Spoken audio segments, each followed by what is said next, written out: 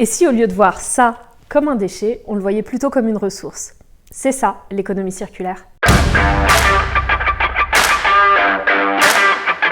Aujourd'hui, on fonctionne encore beaucoup sur un modèle qu'on appelle linéaire.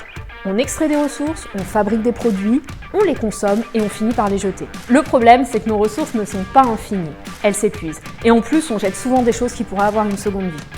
Quand on met un produit à la poubelle, il finit souvent incinéré ou enfoui. Et ça a un impact direct sur le climat et sur l'environnement. Mais c'est pas une fatalité, il existe une autre façon de faire, l'économie circulaire. Au lieu de jeter, on prolonge la vie des objets. On réduit, on réutilise, on répare, on recycle, bref, on boucle la boucle.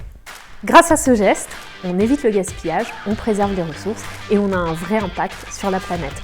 C'est aussi une logique de bon sens et surtout une solution d'avenir.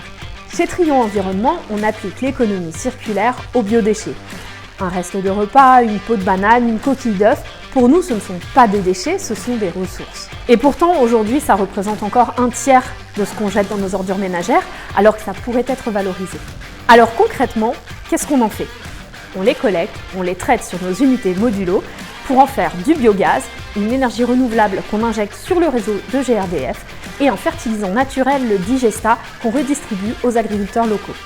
L'économie circulaire, c'est pas réservé aux experts. Ce sont des gestes simples qui ont un impact durable. Chacun à son échelle peut faire partie du cercle. Alors à nous de faire tourner la boucle.